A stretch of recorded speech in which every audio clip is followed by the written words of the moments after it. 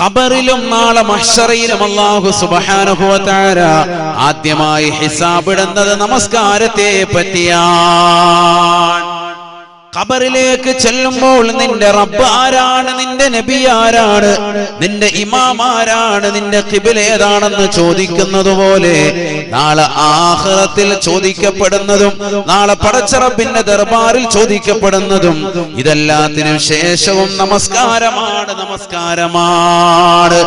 ഖബറിൽ ചോദ്യോത്തരങ്ങൾ പോലെയല്ല നാളെ മഹ്ശറയുണ്ടാവുക. അതെല്ലാം വ്യത്യസ്തമായ കോലമാണ്. അതുകൊണ്ടല്ലേ ഇബ്നു അബ്ബാസ് റളിയല്ലാഹു അൻഹു പറയുന്നത്, ഒരു മനുഷ്യന് മരണമെത്തി കഴിയുമ്പോൾ അവൻ ചിന്തിക്കുമത്രേ എത്ര വലിയ വേദനയാണ്, എത്ര വലിയ പ്രയാസമാണ്, എത്ര വലിയ നൊമ്പരമാ ഈ മരണത്തിന്റെ വേദന. അതുമായി ബന്ധപ്പെട്ടതായ രംഗങ്ങൾ, അസ്റായീൽ അലൈഹിസ്സലാം ആത്മാവ് പിടിക്കാൻ വരുന്നതാകുന്ന രംഗങ്ങൾ എത്ര വലിയ പ്രയാസമാണ്. അതിനുശേഷം 6 അടി മണ്ണിന്റെ ഇരുട്ടറയാകുന്ന ഖബറിലേക്ക് അവൻ ചെല്ലുമ്പോ ആ ഖബറിലെ ചോദ്യോത്തരങ്ങൾ കാണുമ്പോ എല്ലാത്തിനും ശേഷം വീണ്ടും അവനോട് ചോദിക്കുകയാണ്, നിന്റെ നമസ്കാരം എവിടെ, നമസ്കാരത്തെ പറ്റി ഖബറിൽ ചോദ്യോത്തരങ്ങൾ ഇടപെടുമ്പോ, നിന്റെ അമലുകളെ പറ്റി ചോദ്യോത്തരങ്ങൾ ഉണ്ടാകുമ്പോ അപ്പോൾ അവൻ കരുതുകയാണ്, അല്ലാഹ് എത്ര വലിയ വേദനയാണ്, എത്ര വലിയ ബുദ്ധിമുട്ടാണ് ഈ ഹിസാബ് ഇടൽ. യാ അല്ലാഹ്, മരണത്തിന്റെ വേദന ഇതിലേക്ക് ചേർത്ത് നോക്കുമ്പോ വളരെ കുറവായിരുന്നല്ലോ അല്ലാഹ്, എത്രമേൽ നിസ്സാരമായിരുന്നു അല്ലാഹ്. ഖബറിലേക്ക് ചെല്ലുമ്പോൾ അവൻ കരുതുമെന്ന് ഇബ്നു അബ്ബാസ് റളിയല്ലാഹു അൻഹുമാ. തീർന്നില്ല. ഖബറിൽ നിന്ന് ഖബർ പിളർന്ന നാളെ മഹ്ശറിലേക്ക് എത്തിപ്പെടുമ്പോ അതിന്റെ ഭീകരതകൾ അവന് കാണുമ്പോ അവൻ അവിടെ വെച്ചുകൊണ്ട് പറയുകയാണ്, അല്ലാഹ് എത്ര വലിയ ബുദ്ധിമുട്ടാണ് അല്ലാഹ്, മരണത്തിന്റെ വേദന ഇതിലേക്ക് ചേർക്കുമ്പോൾ എത്ര നിസ്സാരമായിരുന്നു അല്ലാഹ്. മരണത്തിന്റെ വേദന മാത്രമല്ല, ഖബറിലേതാകുന്ന ബുദ്ധിമുട്ടുകൾ, പ്രശ്നങ്ങൾ, ഖബറിലെ ഇടുക്കവും ഖബറിലെ ഞെരുക്കവും ഖബറിലെ അദാബുകളും ഖബറിലെ ചോദ്യോത്തരങ്ങളുമെല്ലാം ഈ ആഖിറത്തിലെ ഹിസാബിലേക്ക് ചേർത്ത് നോക്കുമ്പോ എത്ര എളുപ്പമായിരുന്നു അല്ലാഹ്.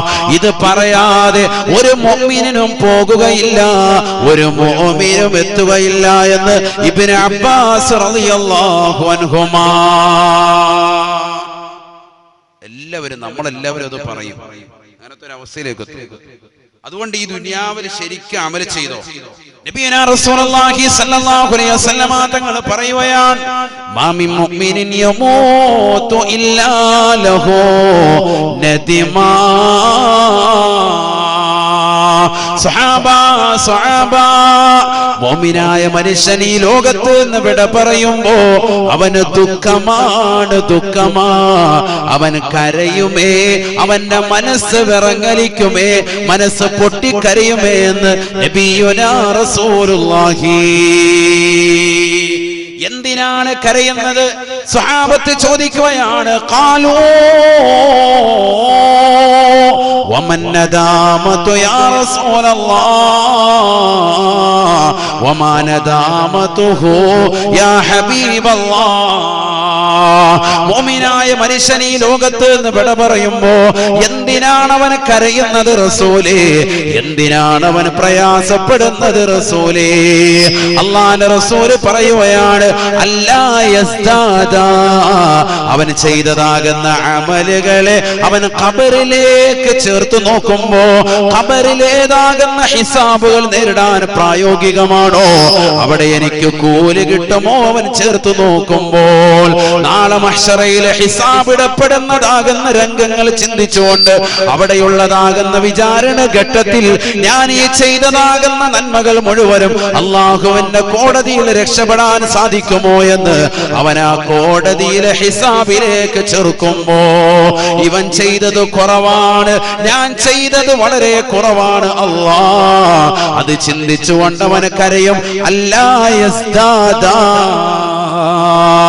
ജീവിതത്തിൽ അമലുകൾ കുറഞ്ഞു പോയല്ലോ അല്ലാ, നമസ്കാരം കുറഞ്ഞു പോയല്ലോ അല്ലാ, നോമ്പുകൾ കുറഞ്ഞു പോയല്ലോ അല്ലാ. പരിശുദ്ധമായ റമളാൻ കടന്നു വന്നിട്ട് ആ റമളാൻ കൊണ്ട് ഞാൻ എന്റെ ആഖിറത്തെ രക്ഷപ്പെടുത്തിയില്ലല്ലോ അല്ലാ. റമളാനിലെ നോമ്പുകൾ ഞാൻ കളഞ്ഞു കുടിച്ചല്ലോ റബ്ബേ. ആ റമളാൻ ഒഴിച്ച മറ്റൊരു നോമ്പുകൾ പോലും ഞാൻ അനുഷ്ഠിക്കാൻ സാധിച്ചില്ലല്ലോ അല്ലാ. എത്രയെത്ര സുന്നത്ത് നോമ്പുകൾ ഉണ്ടായിരുന്നു. എല്ലാ മാസത്തിലും അറബി മാസം 13, 14, 15 നിനക്ക് സുന്നത്തായി അല്ലാഹുവിന്റെ റസൂല് പഠിപ്പിച്ചില്ലയോ? തിങ്കളും വ്യാഴവും സുന്നത്തായി പഠിപ്പിച്ചില്ലയോ? 27, 28, 29 അയ്യാമുസ്സൂദി എന്ന പേരിലും പഠിപ്പിച്ചില്ലയോ? അതെല്ലാം നിസ്സാരവൽക്കരിച്ചുകൊണ്ട് കളഞ്ഞു കുളിച്ചില്ലയോ? റജബിന്റെ നോമ്പിന് തെളിവ് ചോദിച്ചുകൊണ്ട് നടന്നില്ലയോ? ശഅബാനിന്റെ നോമ്പിന്റെ ഹദീസ് ലൈഫാണ് എന്ന് പറഞ്ഞുകൊണ്ട് നടന്നതാകുന്ന സമൂഹമല്ലയോ?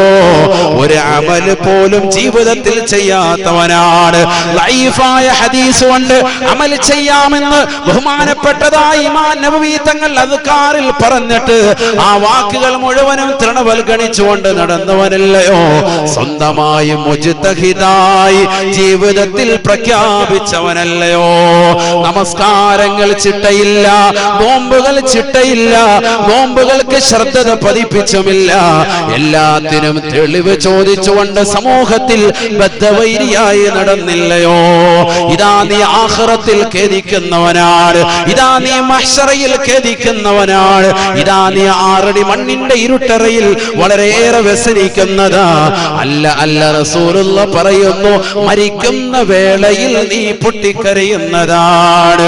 മാമിൻ മുഅ്മിനിൻ യമൂതു ഇല്ലാ ലഹു നദിമാ. മുഅ്മിനേ, മുഅ്മിനത്തെ, ശബ്ദം ശ്രവിക്കുന്ന പ്രിയപ്പെട്ട ഉമ്മ, നമ്മളെല്ലാവരും കരയുമേ കരയുമേ, മരിക്കുന്ന വേളയിൽ ഹൃദയം നൊമ്പരപ്പെടുമേ എന്ന് ഹബീബുനാ ശഫീഉനാ റസൂലുള്ളാഹി സ്വല്ലല്ലാഹു അലൈഹി വസല്ലം. അമൽ കുറഞ്ഞു പോയല്ലോ എന്ന് ചിന്തിച്ചിട്ട് അങ്ങനെ കരയും. മോമിനിന്റെ കാര്യം പറഞ്ഞത് കേട്ടോ. മോമിൻ കരയുമെന്ന് അല്ലാഹു മനസ്സിലാക്കാൻ തൗഫീഖ് തരട്ടെ. അതിന്റെ അർത്ഥം മുനാഫിക്കും കാഫിറും കരയൂല. നമ്മുടെ കൂട്ടത്തിൽപ്പെട്ടവർ കരയുന്നില്ലല്ലോ ഉസ്താദ്. വാപ്പ മരിച്ചപ്പോ ഞാൻ അടുത്തുണ്ട്, അല്ലെങ്കിൽ ഇന്ന കുടുംബാതിൽ മരണപ്പെട്ടപ്പോ അടുത്തുണ്ട്, ഒരു കരച്ചിലും ഇല്ലായിരുന്നു, അവരുടെ മനസ്സിലൊന്നും ഒരു വിഷമോ ഇല്ലായിരുന്നു. നിങ്ങൾ കണ്ടില്ലല്ലോ, അവര് കരയുന്നത് ദുനിയാവിന് വേണ്ടിയായിരിക്കും. അത്തരത്തിലുള്ള ആളുകൾ. മോമിനായ മനുഷ്യൻ കരയുക ആഖിറത്തിലേതാകുന്ന ഹിസാബിടപ്പെടുന്നതിനെ കുറിച്ച് ചിന്തിച്ച്, ഖബറിനെ കുറിച്ച് ചിന്തിച്ച്, ഈ ഭൗതിക ലോകത്ത് ഈ നന്മ ചെയ്യാൻ സാധിച്ചില്ലല്ലോ എന്ന് ചിന്തിച്ചുകൊണ്ട് കരയും. എത്രയോ ആളുകൾ ഇന്ന് ബന്ധങ്ങൾ വിച്ഛേദിച്ചുകൊണ്ട് നിലകൊള്ളുന്നവരാണ്. ഭാര്യയും ഭർത്താക്കന്മാരും തമ്മിൽ 2 ധ്രുവങ്ങളിലാണ്. കിടക്കയിൽ തന്നെ മാറിക്കിടക്കുകയാണ്. സ്വന്തം കുടുംബങ്ങൾ തന്നെ ശൈഥല്യമാണ്. ആരാണിത് പഠിപ്പിച്ചത്? പരിശുദ്ധ പ്രവാചകരുടേതാകുന്ന തിരിച്ചറിയാണോ? വിവാഹം കഴിഞ്ഞ് ആദ്യത്തെ 1 മാസം റാഹത്തായി കുടുംബജീവിതം നയിക്കുന്നതാകുന്ന ആളുകൾ 2-3 മാസം കഴിയുമ്പോൾ അവർക്കിടയിൽ ഒരു കുട്ടി കടന്നു വരുമ്പോൾ 2 പേരും കിടക്കയിൽ തിരിഞ്ഞു കിടക്കുന്ന അവസ്ഥയാണ്. പിന്നീട് 2 കട്ടിലിട്ടുകൊണ്ട് ഒരേ റൂമിൽ തന്നെ മാറിക്കിടക്കുന്ന അവസ്ഥയാണ്. വർഷങ്ങൾ കഴിയേണ്ടതില്ല. ഭർത്താവ് മറ്റൊരു റൂമിൽ, ഭാര്യ മറ്റൊരു റൂമിലൂടെ കടക്കുകയാണ്. ആരാണ് പഠിപ്പിച്ചത്? സഹോദര സഹോദരി, 2 പേർക്കും ഇടയിലുള്ള സ്നേഹബന്ധങ്ങൾക്ക് വിള്ളൽ വരികയല്ലയോ? ഹബീബായ റസൂലുള്ളാഹി സ്വല്ലല്ലാഹു അലൈഹി വസല്ലമ തങ്ങളുടെ ജീവിതമെന്ന് പഠിക്കണേ ചെറുപ്പക്കാരാ. പരിശുദ്ധ പ്രവാചകന്റെ ജീവിതമെന്ന് പഠിക്കണേ പെങ്ങളെ. വൈവാഹിക ജീവിതത്തിലേക്ക് കാലെടുത്ത് വെക്കുന്നതാകുന്ന സർവരും, ആ ജീവിതത്തിലൂടെ കഴിഞ്ഞു പോകുന്നതാകുന്ന മുഴുവൻ സഹോദര സഹോദരിമാരും പഠിച്ചു വെക്കേണ്ടതാകുന്ന ജീവിതമാണ്, ജീവിതമാണ്. ഹബീബായ റസൂലുള്ളാഹി സ്വല്ലല്ലാഹു അലൈഹി വസല്ലമ തങ്ങളുടെ സംശുദ്ധമായ ജീവിതം 63 വയസ്സ് വരെ പ്രവാചകർ ജീവിച്ചുവല്ലോ. 23 വർഷക്കാലം പരിശുദ്ധമായ ദീനീ പ്രബോധന മേഖലയിൽ അല്ലാഹുവിന്റെ റസൂല് പരിശുദ്ധമായ ജീവിതം നയിച്ച വ്യക്തിത്വമാണ്. തന്റെ 25-ാമത്തെ വയസ്സിൽ ഖദീജ ബീവി റളിയല്ലാഹു അൻഹ വിവാഹം ചെയ്തതായ പരിശുദ്ധ പ്രവാചകർ 63-ാമത്തെ വയസ്സിൽ തന്റെ രോഗശയ്യയിൽ കിടക്കുന്ന വേളയിൽ പരിശുദ്ധമാക്കപ്പെട്ടതായ റബീഉൽ അവ്വലിന്റെ പിറ വരുന്നതിന് മുമ്പ് തന്റെ പ്രിയപ്പെട്ടതാകുന്ന ഭാര്യമാരെ വിളിച്ചുകൊണ്ട് പറയുകയാണ്, നിങ്ങൾ അനുവാദം നൽകിയാൽ എന്റെ അവസാനം ഞാൻ കാഴ്ചവെക്കാൻ ഉദ്ദേശിക്കുന്നത്, ഞാൻ ജീവിച്ചു തീർക്കാൻ ഉദ്ദേശിക്കുന്നത് എന്റെ പ്രിയപ്പെട്ടതാകുന്ന ആയിഷയോടൊപ്പമാണ്. എല്ലാ ഭാര്യമാരും അനുവാദം കൊടുക്കുകയാണ്. ആയിഷ ബീവി റളിയല്ലാഹു അൻഹയോടൊപ്പം റസൂലുള്ളാഹി സന്തോഷമുള്ള ജീവിതം നയിക്കുകയാണ്. എല്ലാ ഭാര്യമാർക്കും ഊഴം നിശ്ചയിച്ചു കൊടുത്തിരുന്ന പ്രവാചകൻ തന്റെ അവസാനത്തെ ഘട്ടം കടന്നു വന്നപ്പോ മറ്റുള്ള ഭാര്യമാരോട് അനുവാദം ചോദിക്കുകയാണ്. എത്ര വലിയ മാന്യതയാണ് കുടുംബ ജീവിതത്തിൽ റസൂലുള്ളാഹി കാണിക്കുന്നത്, വൈവാഹിക ജീവിതത്തിൽ ലോകത്തിന് പഠിപ്പിക്കുന്നത്. തന്റെ പ്രിയപ്പെട്ട ഭാര്യമാരുടെ അനുവാദമില്ലാതെ പോയാലും അള്ളാഹുവിന്റെ കോടതിയിൽ ഒരു ഹിസാബും റസൂലുള്ളാഹിക്ക് നേരിടേണ്ടി വരികയില്ല. കാരണം അത്രമേൽ കൃത്യമായി വൈവാഹിക ജീവിതം അടയാളപ്പെടുത്തിയ വ്യക്തിയാണ്. എന്നിട്ട് പോലും പരിശുദ്ധ പ്രവാചകൻ അനുവാദം ചോദിക്കുകയാണ്. കാരണം കടമയും കർത്തവ്യവും പരിപൂർണമായി പൂർത്തീകരിക്കുകയാണ്. നാളെ ഇതിന്റെ പേരിൽ ഖബറിൽ മുഹമ്മദിനെ ചോദ്യം ചെയ്യപ്പെടരുത്, ഇതിന്റെ പേരിൽ നാളെ ഹിസാബ് ഇടപ്പെടരുത്, ഇതിന്റെ പേരിൽ നാളെ മഖാമു മഹ്മൂദ് തടയപ്പെടരുത്, ഇതിന്റെ പേരിൽ ശഫാഅത്ത് എനിക്ക് ഉപേക്ഷിക്കപ്പെടരുത്. അതുകൊണ്ട് തന്നെ അല്ലാഹുവിന്റെ റസൂൽ സല്ലല്ലാഹു അലൈഹി വസല്ലം തങ്ങൾ അതൊരു തന്റെ പ്രിയപ്പെട്ടതാകുന്ന ഭാര്യമാരോട് ആ കടമ ചോദിക്കുകയാണ്, കർത്തവ്യം നിർവഹിക്കുകയാണ്. എല്ലാവരും പരിപൂർണമായി സമ്മതം മൂളി. ആയിഷ ബീവി റളിയല്ലാഹു അൻഹ പറയുകയാണ്, എനിക്ക് വല്ലാത്ത സന്തോഷമാണ്, എനിക്ക് വല്ലാത്ത ആനന്ദമാണ്. കാരണം അല്ലാഹുവിന്റെ റസൂലിനെയാണ് എന്റെ ജീവിത സഖിയായി കിട്ടിയിട്ടുള്ളത്. ആ പ്രവാചകരോടൊപ്പമുള്ള അവസാനത്തെ നിമിഷമാണ്. ആയിഷ ബീവി റളിയല്ലാഹു അൻഹയോടൊപ്പമുള്ളതാകുന്ന ജീവിതം, ഹബീബായ റസൂലുള്ളാഹി സ്വല്ലല്ലാഹു അലൈഹി വസല്ലമ തങ്ങളുമായുള്ള ജീവിതം. ആയിഷ ബീവി റളിയല്ലാഹു അൻഹ പറയുന്നു, എത്ര വലിയ സന്തോഷകരമാണ് ഞങ്ങൾക്കിടയിൽ ഉണ്ടായി തീർന്നിട്ടുള്ളത്. അവസാനം ആ പരിശുദ്ധ പ്രവാചകൻ എന്റെ നെഞ്ചിന്റെയും എന്റെ തൊടയുടെയും ഇടയിൽ എന്റെ മടിത്തട്ടിൽ തലവെച്ച് കടന്നുകൊണ്ടാണ് വഫാത്തായത്. എത്ര വലിയ വാക്കാണ് ആയിഷ ബീവി റളിയല്ലാഹു അൻഹ പറയുന്നത്. ഹബീബായ റസൂലുള്ളാഹി സ്വല്ലല്ലാഹു അലൈഹി വസല്ലമ തങ്ങൾക്ക് വേണമെങ്കിൽ പരിശുദ്ധമായ മദീന പള്ളിയിൽ മിമ്പറിൽ ചാരി വെച്ചുകൊണ്ട് തല ചാരിച്ചു വെച്ചുകൊണ്ട് മരണപ്പെടാം. പരിശുദ്ധമാക്കപ്പെട്ടതായ റൗളയിൽ അല്ലാഹുവിന്റെ റസൂലിന് വേണമെങ്കിൽ വഫാത്താകാം. പരിശുദ്ധ പ്രവാചകൻ വഫാത്തായി തിരഞ്ഞെടുത്തതാകുന്ന സ്ഥലം ഏതൊരു സ്ഥലമാണ് പെങ്ങളെ? പഠിച്ചു വെക്കണേ ചെറുപ്പക്കാരാ. ഒരു ചെറിയ പ്രശ്നത്തിന്റെ മേലെ ഭാര്യയും ഭർത്താവും പിണങ്ങി ജീവിക്കുന്നതാകുന്ന സമൂഹം. കരുനാഗപ്പള്ളിയിലെ എത്രയെത്ര കേസുകളാണ് ഇന്നും മഹല്ലത്തുകൾ കെട്ടിക്കിടക്കുന്നത്. എത്രയോ മഹല്ലത്തുകളിൽ പ്രശ്നങ്ങളാണ്. ഒരു ചെറിയ വിഷയമുണ്ടാകുമ്പോ ഭാര്യയും ഭർത്താവും പിണക്കം വെക്കുന്നതായ ആളുകൾ. പഠിച്ചു വെക്കേണ്ട പാഠമാണ്. 25-ാമത്തെ വയസ്സിൽ വിവാഹം കഴിച്ച പ്രവാചകൻ നീണ്ടതാകുന്ന വർഷങ്ങൾക്ക് അവസാനം 63-ാമത്തെ വയസ്സിൽ വഫാത്താകുന്ന സമയത്ത് തന്റെ റൂഹ് അസ്റായീൽ അലൈഹിസ്സലാം അനുവാദം ചോദിച്ചുകൊണ്ട് പിടിക്കുന്ന വേളയിൽ തന്റെ പ്രിയപ്പെട്ട ഭാര്യയുടെ മടിത്തട്ടിൽ തലവെച്ചുകൊണ്ട് കടന്ന് ലോകത്തിന് മുഴുവനും വലിയതാകുന്ന വൈവാഹിക ജീവിതത്തിന്റെ മകുടോദാഹരണം തീർത്തതായ ഹബീബ് മുഹമ്മദ് മുസ്തഫ സല്ലല്ലാഹു അലൈഹി വസല്ലമ തങ്ങൾ നമുക്ക് സാധിക്കുമോ മുസ്ലിമേ? നമുക്ക് സാധിക്കുമോ പെങ്ങളെ? നമുക്കതിനു വേണ്ടി കഴിയണം. നമ്മുടെ കുടുംബ ജീവിതം അത്തരത്തിലായി മാറണം. വൈവാഹിക ജീവിതത്തിലൂടെയുള്ളൂ കുടുംബ ജീവിതത്തിലേക്ക് കടക്കുകയുള്ളൂ. നിന്റെ ജീവിതത്തിന്റെ സംശുദ്ധത അവിടെ മുതൽ കടന്നു വരൽ അനിവാര്യമാണ്. ഇന്ന് നമ്മൾ പലരും മോശപ്പെട്ടതാകുന്ന ശൈലിയാണ്.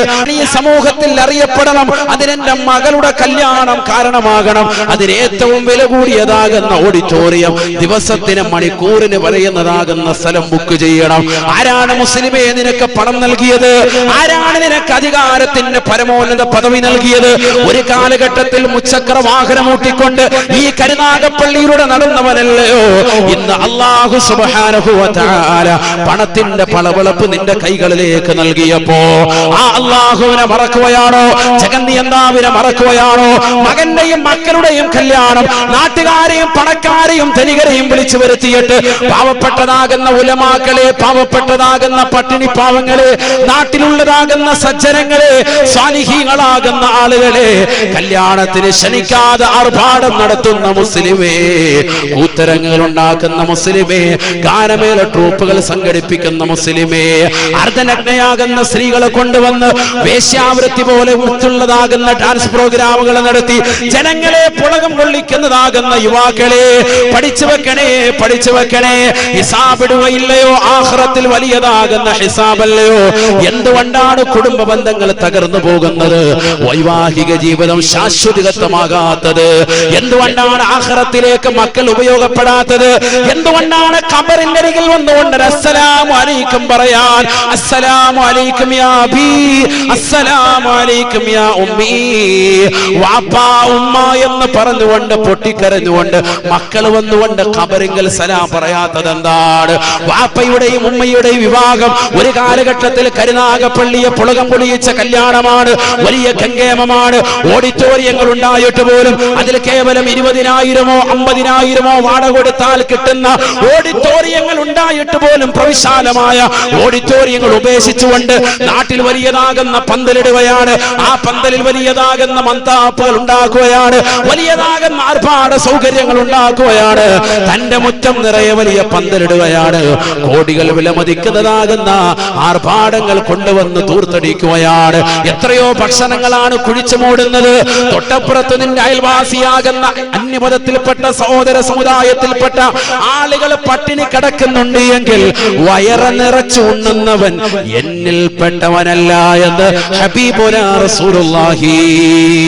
ഇതെല്ലാം സദസ്സുകൾ കിട്ടുമ്പോ, രാഷ്ട്രീയത്തിന്റെ ആകട്ടെ സമുദായത്തിന്റെ ആകട്ടെ സദസ്സുകൾ കിട്ടുമ്പോ കേറി നിന്നുകൊണ്ട് പ്രസംഗിക്കുന്ന ആളുകൾ സ്വന്തം ജീവിതത്തിലേക്ക് കടന്നു വന്നപ്പോ അത്തരത്തിലുള്ളതാകുന്ന സമുദായത്തിന്റെ നേതൃത്വം വലിയതാകുന്ന ആത്മീയതാകുന്ന പ്രഭയുണ്ട് എന്ന് പറഞ്ഞുകൊണ്ട് തലയിൽ തൊപ്പി വെച്ചുകൊണ്ട് നെറ്റിയിൽ തഴമ്പുള്ളതാകുന്ന ആളുകൾ അല്ലാഹുവിന്റെ ദീനിനെ സഹായിക്കാതെ കുഫിരിയത്തിന്റെ അഖിലുകാരുമായി ചങ്ങാത്തം പുൽകിക്കൊണ്ട് പ്രവർത്തനങ്ങൾ നടത്തുന്ന മുസ്ലിമീങ്ങളായി മാറിയില്ലയോ?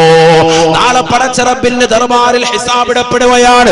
മക്കൾ വഴിവഴയ്ക്കുകയാണ്. വാപ്പ വിളിച്ചാൽ തിരിഞ്ഞു നോക്കാത്ത മക്കൾ ഈ ദുനിയാവിലും പ്രയോജനപ്പെടുന്നില്ല, ഖബറിന്റെ സമീപത്തേക്ക് വരുന്നില്ല, ആഖിറത്തിലും പ്രയോജനവുമില്ല. സമ്പത്ത് മാത്രം മക്കൾ കൊണ്ടുപോവുകയാണ്. വാപ്പയുടെ സമ്പത്ത് മാത്രം ലക്ഷ്യം വെച്ചുകൊണ്ട് കൊണ്ടുപോകുകയാ. ഞാൻ അതുകൊണ്ട് തന്നെ സ്നേഹത്തോടുകൂടി പറയുന്നു, വൈവാഹിക ജീവിതത്തിലേക്ക് കാലെടുത്തു വെക്കുമ്പോ വളരെയേറെ ഗൗരവത്തിൽ ശ്രദ്ധിക്കണേ. മോശപ്പെട്ട ആർഭാടങ്ങൾ കുറയ്ക്കണേ. എന്തേ മുസ്ലിമേ പള്ളി നമ്മൾ തെരഞ്ഞെടുക്കാത്തത്? വെള്ളിയാഴ്ച ദിവസം എന്തുകൊണ്ടാണ് നിക്കാഹിനെ തെരഞ്ഞെടുക്കാത്തത്? അൽഹംദുലില്ലാഹ്, 100 കണക്കിന് ആളുകൾക്ക് മാറ്റമുണ്ടായിട്ടുണ്ട്. ഈ കരുനാഗപ്പള്ളിയിലെ സെൻട്രൽ പള്ളിയിലെ മെമ്പറിൽ വെച്ചുകൊണ്ട് പറഞ്ഞതിന്റെ അടിസ്ഥാനത്തിൽ 100 കണക്കിന് വിശ്വാസികൾ വെള്ളിയാഴ്ച ദിവസം തന്റെ പ്രിയപ്പെട്ട മക്കളുടെ വിവാഹം റാഹത്തായി നടത്തുന്നവരുണ്ടായിട്ടുണ്ട്. അല്ലാഹുവേ, നീ അവരുടെ ജീവിതത്തിൽ ബറക്കത്ത് നൽകണേ അല്ലാ, ഐശ്വര്യം കൊടുക്കണേ അല്ലാ. അന്യ സമുദായത്തിലെ ആളുകൾ വലിയ സംഭവമായി കാണിക്കുന്നതാകുന്ന ആഴ്ചകളിൽ, അത്തരത്തിലുള്ള ദിവസങ്ങളിൽ, അവരുടേതാകുന്ന പ്രോഗ്രാമുകൾ ചാർട്ട് ചെയ്യുന്നതാകുന്ന ദിവസങ്ങളിൽ തന്റെ പ്രിയപ്പെട്ട മക്കളുടെ വിവാഹം നടത്താൻ വേണ്ടി തുനിയുന്നവരെ, പള്ളി മാറ്റിയിട്ട് കമ്പോളം തിരഞ്ഞെടുക്കുന്നവരെ, അള്ളാഹുവിന് ദേഷ്യമുള്ള സ്ഥലമല്ലയോ പള്ളിയല്ലേ? അള്ളാഹുവിന് ഏറ്റവും ഇഷ്ടപ്പെട്ട ഭവനം. എങ്ങനെയാണ് ജീവിതത്തിൽ ബറക്കത്തുണ്ടാവുക? നിന്റെ കുടുംബ ജീവിതത്തിന്റെ തുടക്കമാകുന്ന നിന്റെ വാപ്പയുടെയും ഉമ്മയുടെയും കല്യാണത്തിന്റെ തുടക്കം തന്നെ ഹറാമാണ്. അതുകൊണ്ട് തന്നെ അവിടെ മുതൽക്കൊന്ന് ശ്രദ്ധിക്കണേ. വൈകാരിക ജീവിതം റാഹത്താകുമേ. ഫാത്തിമ ബീവി റളിയല്ലാഹു അൻഹാ ഹബീബായ റസൂലുള്ളാഹി സ്വല്ലല്ലാഹു അലൈഹി വസല്ലമ തങ്ങളുടെ അടുക്കലേക്ക് കടന്നു വരുകയാണ്. വഹിയ തബ്കീ ബുകാഅൻ ശദീദാ, അതിശക്തമായി കരഞ്ഞുകൊണ്ടാണ് അല്ലാഹുവിന്റെ റസൂലിന്റെ ചാരത്തേക്ക് കടന്നു വരുന്നത്. ഹബീബായ റസൂലുള്ളാഹി സ്വല്ലല്ലാഹു അലൈഹി വസല്ലമ തങ്ങൾ ചോദിക്കുകയാണ്, മായുബ്കീകി യാ ഫാത്തിമ, മായുബ്കീകി യാ ഫാത്തിമ, ഫാത്തിമ നീ എന്തിനാണ് കരയുന്നത് ഫാത്തിമ? ഹബീബായ റസൂലുള്ളാഹി സ്വല്ലല്ലാഹു അലൈഹി വസല്ലമ തങ്ങൾ ചോദിക്കുമ്പോൾ ഫാത്തിമ ബീവി റളിയല്ലാഹു അൻഹാ അല്ലാഹുവിന്റെ റസൂലിനോട് പറയുകയാണ്, യാ റസൂലല്ലാഹ്, ഇന്നി ഖദ് ജുഫ്തു ലി അലിയൻ നംസി. അല്ലാഹുവിന്റെ റസൂലേ, പ്രിയപ്പെട്ട പിതാവേ, ഇന്നലെ എന്റെ പ്രിയപ്പെട്ടതാകുന്ന ഭർത്താവാകുന്ന അലിയാർ തങ്ങളുമായ ഒരു ചെറിയ വിഷയത്തിൽ ഞങ്ങൾക്കിടയിൽ പിണക്കമുണ്ടായി പോയി. ഹബീബായ റസൂലുള്ളാഹി സ്വല്ലല്ലാഹു അലൈഹി വസല്ലമ തങ്ങൾ ചോദിക്കുകയാണ്, എന്നിട്ട് എന്തുണ്ടായി ഫാത്തിമ? പറയണേ ഫാത്തിമ. ആകാംക്ഷയുടെ മുൾമുനയിൽ നിൽക്കുകയാണ് ഹബീബായ റസൂലുള്ളാഹി. കാരണം ഒരു പിതാവിനറിയാം 18 വയസ്സല്ലെങ്കിൽ 20 വയസ്സ് വരെ തന്റെ പ്രിയപ്പെട്ട പൊന്നുമോളെ പഠിപ്പിച്ചുകൊണ്ട് വിദ്യാഭ്യാസം കൊടുത്ത് വളർത്തി വലുതാക്കി മാന്യമായ നിലയിൽ നല്ല രീതിയിൽ കെട്ടിച്ചയക്കുന്ന ഒരു ഭർത്താവിന്, ഒരു പ്രിയപ്പെട്ടതാകുന്ന പിതാവിന് ഭർത്താവിന്റെ അടുക്കൽ നിന്ന് തന്റെ പ്രിയപ്പെട്ട പൊന്നുമോൾക്ക് പീഡനങ്ങൾ ഉണ്ടായെന്നറിഞ്ഞാൽ, എന്തെങ്കിലും വിഷമങ്ങൾ ഉണ്ടായെന്നറിഞ്ഞാൽ, അതിലൂടെ എന്തെങ്കിലും സംഭവിച്ചോ എന്നുള്ള ആകാംക്ഷയാണ്, ത്വരാക്ക് സംഭവിച്ചോ എന്നുള്ള ആകാംക്ഷയാണ്. അല്ലാഹുവിന്റെ റസൂൽ ചോദിക്കുകയാണ്, എന്തുണ്ടായി ഫാത്തിമ? പഠിച്ചു വെക്കണേ സഹോദരിമാരെ, പെങ്ങളെ. എന്റെ ഭർത്താവിന് ആനയുണ്ട്, എന്റെ ഭർത്താവ് എന്റെ പ്രിയപ്പെട്ടതാകുന്ന ഉപ്പയ്ക്ക് വലിയതാകുന്ന സമ്പത്തുണ്ട്, എന്റെ ഉപ്പയ്ക്ക് ഒരുപാട് കടകളുണ്ട്, എന്റെ ഉപ്പയ്ക്ക് ഒരുപാട് ഏക്കർ കണക്കിന് ഭൂസ്വത്തുണ്ട്, എന്റെ ഉപ്പ ഇതാ പ്രവാസ ലോകത്ത് വലിയതാകുന്ന മാളുകൾ പണിതിട്ട് അതിലൂടെയുള്ളതാകുന്ന വരുമാന സ്രോതസ്സിലൂടെ റാഹത്തായി ഞങ്ങൾ ജീവിതം നയിക്കുന്നവരാണ്. ആ ഉപ്പയ്ക്ക് ഒറ്റ ഓളാണ്. ഞാൻ തിരിച്ചു കയറി ചെന്നാൽ നഷ്ടപ്പെടുന്നത് നിങ്ങൾക്ക് മാത്രമാണ് എന്നൊക്കെ അഹന്ത വെച്ചുകൊണ്ട് ജീവിക്കുന്നതാകുന്ന സഹോദരിമാരെ, പഠിച്ചു വെക്കണേ, പഠിച്ചു വെക്കണേ. ഫാത്തിമ ബീവി റളിയല്ലാഹു അൻഹാ ഒരു സൗന്ദര്യത്തിൽ കുറവുള്ളവളായിരുന്നില്ല. അല്ലാഹുവിന്റെ റസൂലിന്റെ പ്രിയപ്പെട്ട മകളാ. വേണമെങ്കിൽ റസൂലുള്ളാഹിയോട് ചെന്ന് പറഞ്ഞുകൊണ്ട് എങ്ങനെയെങ്കിലും ഈ അലിയാരി എന്ന് പറയുന്ന കർഷകനെ ഒന്ന് ഒഴിവാക്കി തരുമോ എന്ന് ചോദിച്ചു കഴിഞ്ഞാൽ റസൂലുള്ളാഹി ഒഴിവാക്കി കൊടുക്കുമായിരുന്നു. അല്ലാഹുവിന്റെ റസൂൽ അതിനേക്കാൾ സുന്ദരനായ സൽമാനുൽ ഫാരിസി റളിയല്ലാഹു അൻഹു അടക്കമുള്ളതാകുന്ന സ്വഹാബത്ത് കിറാമിനെ കെട്ടിച്ചു കൊടുക്കുമായിരുന്നു. പക്ഷേ അല്ലാഹുവിന്റെ റസൂലിന്റെ ചാരത്തേക്ക് ആ രീതിയിൽ പോകാൻ തന്റെ പ്രിയപ്പെട്ട മകളായ ഫാത്തിമ കരുതിയിട്ടില്ല. കാരണം ഇത് റസൂലുള്ളാഹിയുടെ ശരീരത്തിന്റെ കഷ്ടമാണ്. ഫാത്തിമ ബദഅത്തും മിന്നി, ഫാത്തിമ എന്റെ കരളിന്റെ കഷ്ടമാണ് എന്ന് ഹബീബുനാ ശഫീഉനാ റസൂലുള്ളാഹി. പ്രകാശത്തിന്റെ മേൽ പ്രകാശമായ മുത്തുനബിയുടെ ശരീരത്തിൽ നിന്ന് കടന്നു വന്നതാകുന്ന പ്രിയപ്പെട്ട പൊന്നുമോള് ആ നൂറാനിയത്തിന്റെ പ്രഭ കാണിക്കാതിരിക്കുമോ? അല്ലാഹുവിന്റെ റസൂലിനോട് പറയുന്നു, റസൂലേ, എന്റെ ഭർത്താവ് എന്നോട് പിണക്കം വെച്ചപ്പോൾ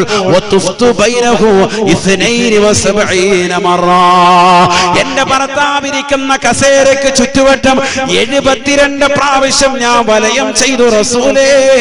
72 പ്രാവശ്യം ഞാൻ വലയം ചെയ്തു റസൂലേ.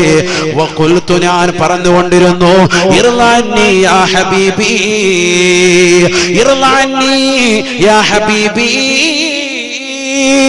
എന്റെ ഭർത്താവേ, നിങ്ങൾ പൊരുത്തപ്പെടണേ പ്രിയതമാ, പൊരുത്തപ്പെടണേ, പൊരുത്തപ്പെടണേ. അറിയാതെ സംഭവിച്ചു പോയതാണെന്ന് പറഞ്ഞുകൊണ്ട് ഭർത്താവിനെ കൊണ്ട് പൊരുത്തപ്പെടിക്കാൻ ഞാൻ ശ്രമിച്ചു വന്ന് ആയി ബഹുമാനപ്പെട്ടതാകുന്ന ഫാത്തിമ ബീവി റളിയല്ലാഹു അൻഹാ ഹബീബായ റസൂലുള്ളാഹി സ്വല്ലല്ലാഹു അലൈഹി വസല്ലമ തങ്ങൾ ചോദിക്കുകയാണ്, എന്നിട്ടോ ഫാത്തിമ എന്തുണ്ടായി? പറയൂ ഫാത്തിമ. ഫാത്തിമ ബീവി റളിയല്ലാഹു അൻഹ പറയുകയാണ്,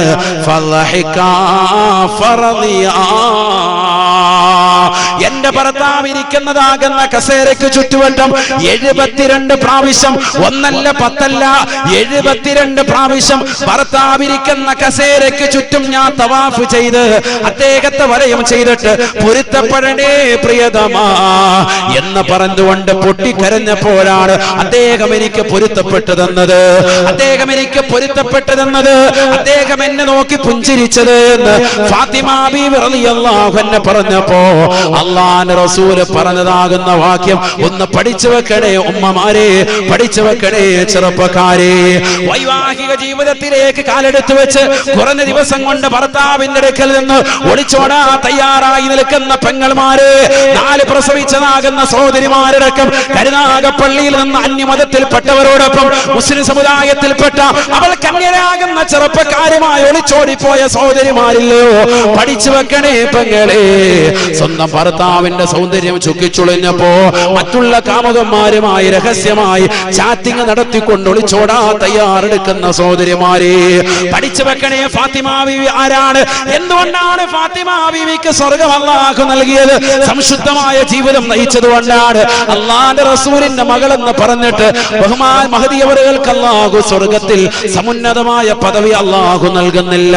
സ്വർഗ്ഗത്തിൻ്റെതാകുന്ന കവാടത്തിൽ കാത്തു നിൽക്കുന്ന 4 ഹൂർലിങ്ങളുണ്ടത്രേ, 4 സ്ത്രീകളുണ്ടത്രേ. ആ സ്വർഗീയ സ്ത്രീകളിൽ പെട്ട മകളെയാണ് ബീവി ഫാത്തിമ. പഠിച്ചു വെക്കണേ സഹോദരിമാരെ, പഠിച്ചു വെക്കണേ. എന്തുകൊണ്ടാണ് അത്രയേറെ സംശുദ്ധത അല്ലാഹു കൈവരിക്കാൻ സാധിച്ചത്? അല്ലാഹുവിന്റെ റസൂലിന്റെ പ്രിയപ്പെട്ട മകളായതുകൊണ്ട് മാത്രമല്ല, ആ പ്രിയപ്പെട്ട പിതാവിന്റെ ജീവിതം ഒപ്പിയെടുക്കുകയായിരുന്നു, പരിപൂർണമായി ഇത്തിബാ ചെയ്യുകയായിരുന്നു. കേവലം ഒരു പറച്ചിൽ മാത്രമല്ല, നീ പഠിക്കേണ്ടത് നിന്റെ വാപ്പയും നിന്റെ ഉമ്മയെ മാതൃകയാക്കിയിട്ടാണ്. വർഷങ്ങൾ 40ഉം 50ഉം കഴിഞ്ഞില്ലയോ, ഈ കരുനാഗപ്പള്ളിയിലെ ഒരു കടയിലും കമ്പോളത്തിലും ഒരു ബീച്ച് റോഡുകളിലും അവർ കറങ്ങി നടന്നിട്ടില്ല. എത്ര സംശുദ്ധമായ ജീവിതമാണ് ഈ ഇരിക്കുന്ന ഓരോ രക്ഷകർത്താക്കളും നമുക്ക് സമ്മാനിച്ചത്. അവരെ പറയിപ്പിക്കാൻ ഇന്ന് ക്യാമ്പസുകൾ പ്രണയിച്ച് നടക്കുന്നു, അവരെ പറയിപ്പിക്കാൻ ബീച്ച് റോഡുകൾ പ്രണയിച്ച് നടക്കുന്നു, അവരെ പറയിപ്പിച്ചുകൊണ്ട് ബസ് സ്റ്റാൻഡുകളും റോഡരികളിലും ഇരുന്നുകൊണ്ട് പരസ്യമായി ചുംബനങ്ങൾ ഏർപ്പെടുന്ന മുസ്ലിം സഹോദരങ്ങൾ സഹോദരിമാർ അല്ലാഹുവിന്റെ കോടതിയിൽ ഹിസാബിനെ ഭയക്കാത്തവരല്ലയോ? എങ്ങനെയാണ് നിങ്ങളുടെ ജീവിതത്തിൽ പിന്നീട് ഒരു ദാമ്പത്യ ജീവിതം നിങ്ങൾക്കുണ്ടാകുമ്പോ അത് തകരാതിരിക്കുന്നത് എങ്ങനെയാണ്? വൈവാഹിക ജീവിതത്തിന് മുമ്പ് തന്നെ ഇത്തരത്തിലുള്ള കോമാളിത്തരങ്ങൾ കാണിക്കുന്ന സമൂഹമല്ലയോ? ഹബീബായ റസൂലുള്ളാഹി സ്വല്ലല്ലാഹു അലൈഹി വസല്ലമ തങ്ങൾ തന്റെ പ്രിയപ്പെട്ട മകളാകുന്ന ഫാത്തിമ ബീവി ഈ വർത്തമാനം പറഞ്ഞപ്പോ ഭർത്താവ് പൊരുത്തപ്പെട്ടു റസൂലേ എന്ന് പറഞ്ഞപ്പോ അല്ലാഹുവിന്റെ റസൂല് ചേർത്ത് പിടിക്കുകയാണ്, കാതിൽ പറയുകയാണ് റസൂലുള്ളാഹ്. ഹബീബായ റസൂലുള്ളാഹി സ്വല്ലല്ലാഹു അലൈഹി വസല്ലമ തങ്ങൾ പറയുകയാണ്, ഫാത്തിമ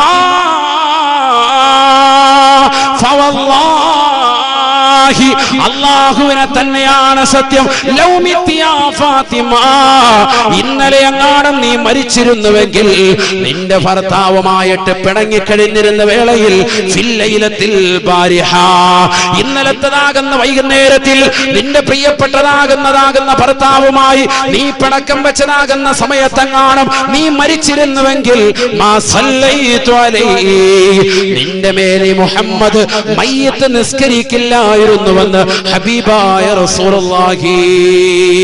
ആരാണ് പറയുന്നത് പെങ്ങളെ? ആരോടാണ് പറയുന്നത് സഹോദരിമാരെ? പഠിച്ചു വെക്കണേ, പഠിച്ചു വെക്കണേ. അല്ലാഹുവിന്റെ റസൂലാണ് പറയുന്നത്. ഒരു വേള പ്രവാചകനാണ് പറഞ്ഞത്, ഇതെന്റെ കരളിന്റെ കഷ്ടമാണ്, ഇതെന്റെ ഹൃദയത്തിന്റെ തുടിപ്പാണ്, ഇതെന്റെ ജീവിതത്തിന്റെ അഭിലാഷമാണ്. എന്തെല്ലാം പറയാമോ? കടന്നു വരുമ്പോൾ എഴുന്നേറ്റ് നിന്നുകൊണ്ട് താനിരിക്കുന്ന കസേരയിൽ കൈമുത്തി പിടിച്ചിരുത്തിയിരുന്ന റസൂല് തന്റെ പ്രിയപ്പെട്ട മകളുടെ കാതിൽ പറയുകയാണ്, ഫവല്ലാഹി ലൗ മിത്തിയാ ഫാത്തിമ ഫില്ലൈലത്തിൽ ബാരിഹ, ഇന്നലത്തെ വൈകുന്നേരം എങ്ങാനും നിന്റെ ഭർത്താവാകുന്ന കർഷകനായ പാവപ്പെട്ടവനാകുന്ന അനുയാര്യമായിട്ട് പിണങ്ങി കഴിഞ്ഞിരുന്ന വേളയിലെങ്ങാനും നീ മരിച്ചിരുന്നെങ്കിൽ മാ സല്ലൈതു അലൈകി യാ ഫാത്തിമ, നിന്റെ മേലെ മുഹമ്മദ് മയ്യിത്ത് നിസ്കരിക്കില്ലായിരുന്നുവെന്ന് ഹബീബായ റസൂലുള്ളാഹി. അത്രമേൽ ഗൗരവമുള്ള കാര്യമാണ്. എന്നിട്ട് റസൂലുള്ളാഹി ലോകത്തോട് പറയുകയാണ്, ഫാത്തിമയെ സാക്ഷി നിർത്തി പഠിച്ചു വെക്കണേ. കരുനാഗപ്പള്ളിയിലുള്ള ഓരോ ഉമ്മമാരുടെയും ഓരോ സഹോദരിമാരുടെയും ഹൃദയാന്തരങ്ങളിൽ വരിഷ്ഠമായ ബിന്ദുക്കളെ കൊണ്ട് താലോലിക്കേണ്ട വാക്കാണ്. അല്ലാഹുവിന്റെ റസൂല് പറയുകയാണ്, ഫാത്തിമ പഠിച്ചു വെക്കണേ, പഠിച്ചു വെക്കണേ. എന്തുകൊണ്ടാണ് നിന്റെ മയ്യിത്ത് നിസ്കരിക്കില്ല എന്ന് പറയാൻ കാരണം, വൈന്നരിളല്ലാഹി അലാ സൗജി വസുഖത്തല്ലാഹി അലാ സുഖത്തി സൗജി. ഈ ലോകത്തിന്റെ തമ്പുരാനായ ജഗന്നിയന്താവായ, ഈ ലോകത്തിന്റെ പരിപാലകനായ സർവേശ്വരനായ, ഈ ലോകത്തിന്റെ സർവാധിപതിയായ, ഈ ലോകത്തിന്റെ സൃഷ്ടികർത്താവായ അല്ലാഹു എന്ന ജഗന്നിയന്താവായ പരിപാലകനായ പടച്ചറപ്പിന്റെ സംതൃപ്തി ആർക്കെന്നറിയുമോ? ആർക്കെന്നറിയുമോ പെങ്ങളെ? ഭർത്താവിന്റെ സംതൃപ്തി ഉള്ളവൾക്കാണ് എന്ന് ഹബീബായ റസൂലുള്ളാഹി. വസുഖ സുഖതല്ലാഹി അലാ സുഖതി സൗജി. അല്ലാഹു എന്ന ജഗന്നിയന്താവായ പരിപാലകനായ പടച്ചറപ്പിന്റെ കോപം ആർക്കെന്നറിയുമോ? സ്വന്തം ഭർത്താവ് ആരുടെ മേലാണോ കോപിച്ചത് ആ പെണ്ണിന്റെ മേലാണ് അല്ലാഹുവിന്റെ കോപമുണ്ടാവുക എന്ന് ഹബീബായ റസൂലുള്ളാഹി.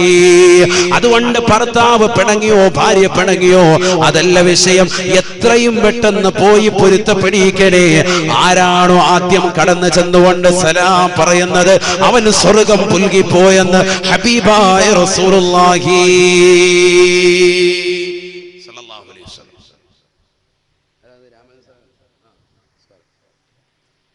നമ്മുടെ സ്ഥാനാർത്ഥികളോട് മഹേഷുണ്ടോ? ഇല്ല, വന്നില്ല. വന്നിട്ട് പോയി.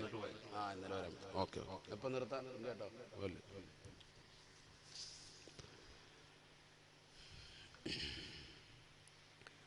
രാശകോട്ട കഴിഞ്ഞാലേ എല്ലാം കഴിഞ്ഞു. അപ്പൊ അത് ശ്രദ്ധിക്കുക. ചെറിയ കാര്യമല്ല, നിസ്സാര വിഷയമല്ല, ഗൗരവമുള്ള വിഷയമാണ്. ഞാനിത് പറഞ്ഞപ്പോൾ ഈ ചരിത്രങ്ങൾ പറഞ്ഞു പോയതാണ്, മറ്റൊന്നും കൊണ്ടല്ല. വൈവാഹിക ജീവിതം അത്രമേൽ പ്രധാനമാണ്, ഗൗരവമായിട്ട് നമ്മൾ കണക്കാക്കേണ്ടതാണ്, ഗൗരവമായി കണക്കാക്കേണ്ടതാണ്. വളരെ സംശുദ്ധത നമ്മുടെ ജീവിതത്തിൽ വരുത്തണം, തീർച്ചയായിട്ടും വരുത്തണം. നിസ്സാര കാര്യമല്ല. നബിയുനാ റസൂലുള്ളാഹി സ്വല്ലല്ലാഹു അലൈഹി വസല്ലമ തങ്ങളെ കുറിച്ച് അതുകൊണ്ടല്ലേ ആയിഷ ബീവി റളിയല്ലാഹു അൻഹ പറഞ്ഞത് അല്ലാഹുവിന്റെ റസൂലിന്റെ സ്വഭാവം എന്താണ് എന്ന് മരണപ്പെട്ടതിന് ശേഷം, വഫാത്തായതിന് ശേഷം ആയിഷ ബീവി റളിയല്ലാഹു അൻഹയോട് ചോദിക്കുമ്പോൾ ആയിഷ ബീവി റളിയല്ലാഹു അൻഹ പറയുകയാണ്, സ്വന്തം ഭർത്താവിനെ കുറിച്ച് ഒരു ഭാര്യ പറയുന്ന വാക്കാണ് കാന ഖുലുഖുഹു അൽ ഖുർആൻ. എന്റെ ഭർത്താവിന്റെ സ്വഭാവം അത് ഖുർആനാണ്, ഖുർആനാണ്. വെറുതെ ഖുർആൻ ഓതിക്കൊണ്ടിരുന്നാൽ പോരാ, ഖുർആനിന്റെ ജീവിതം ജനങ്ങൾക്ക് കാണിക്കണം. ആചാര്യൻ ഭയങ്കര ഖുർആനോത്ത്, ഭയങ്കര നിസ്കാരം, നെറ്റിയിൽ ഭയങ്കര തഴമ്പൊക്കെ ഉണ്ട്. പെണ്ണുങ്ങൾ എവിടെയാണ്? പെണ്ണുങ്ങളായിട്ട് തലാക്കായി ഉസ്താദേ, റാഹത്താ, ഒറ്റയ്ക്കാ ജീവിക്കുന്നത്. പോയില്ലേ? പെണ്ണുങ്ങളുമായിട്ട് യാതൊരു ബന്ധവുമില്ല, അവരുടെ കാര്യങ്ങൾ നോക്കുന്നില്ല, സ്വന്തം കാര്യം മാത്രം സിന്ദാബാദ്. ഈ ലോകത്തെ ഏറ്റവും വലിയ കുറ്റവാളി ആരെന്നറിയുമോ? അറിയോ നിങ്ങൾക്ക്? ആരാ? റസൂലുള്ളാഹി പഠിപ്പിച്ചിട്ടുണ്ട്, കഫാ ബിൽ മർഇ ഇസ്മൻ അൻ യുളയ്യ മൻ യഖൂത്. ചെലവ് കൊടുക്കേണ്ടവർക്ക് ചെലവ് കൊടുക്കാതെ സ്വന്തം മാതാപിതാക്കളെയും ഭാര്യയും കുടുംബത്തെയും പട്ടിണിക്കിടുന്നതാകുന്ന ആളാണ് ലോകത്തെ ഏറ്റവും വലിയ കുറ്റവാളി എന്ന് സയ്യിദുനാ റസൂലുള്ളാഹി. പഠിക്കണം ഈ ഉമ്മത്ത്, ഈ സമുദായം മനസ്സിലാക്കണം. എന്റെ ശബ്ദം ശ്രവിക്കുന്ന സഹോദര സമുദായത്തിലുള്ളതാകുന്ന സുഹൃത്ത് വലയങ്ങൾ അമ്മത്തൊട്ടിൽ അധികരിച്ചു. എന്താണ് സമൂഹത്തിന്റെ അവസ്ഥ? മാതാപിതാക്കൾ അവരെ നോക്കാൻ ആളില്ല, അവരെ നോക്കുന്നില്ല, അവർക്ക് വേണ്ടുന്നതാകുന്ന ശുശ്രൂഷകൾ കൊടുക്കുന്നില്ല, അവരെ കൊണ്ടുപോയി ഇടാൻ വേണ്ടി വൃദ്ധസദനങ്ങൾ അധികരിച്ചു. ഇതാണ് കാലഘട്ടം. സമ്പത്ത് കൂടുമ്പോഴുള്ള അവസ്ഥ ഇതാണ്. അള്ളാഹു നമ്മുടെ മക്കളെയൊക്കെ സാലിഹീങ്ങൾ ചേർക്കട്ടെ, അള്ളാഹു ചേർക്കട്ടെ. സമ്പത്ത് കൂടുമ്പോഴും നമ്മൾ അവർക്ക് കൊടുക്കേണ്ടത് ആത്മീയതയാണ്, അത് കൈമോശം വരാൻ പാടില്ല.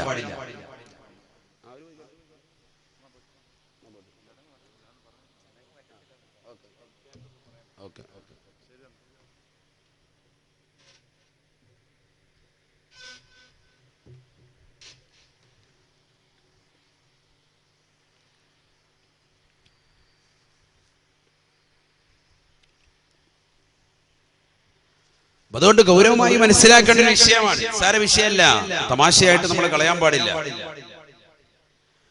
നബിയുനാ റസൂലുള്ളാഹി സ്വല്ലല്ലാഹു അലൈഹി വസല്ലമ തങ്ങൾ അതുകൊണ്ട് തന്നെയാണ് പറയുന്നത്, അയ്യുമംറഅത്തിൻ മാതത് വസൗജുഹാ അൻഹാ റാളിൻ ദഖലത്തിൽ ജന്ന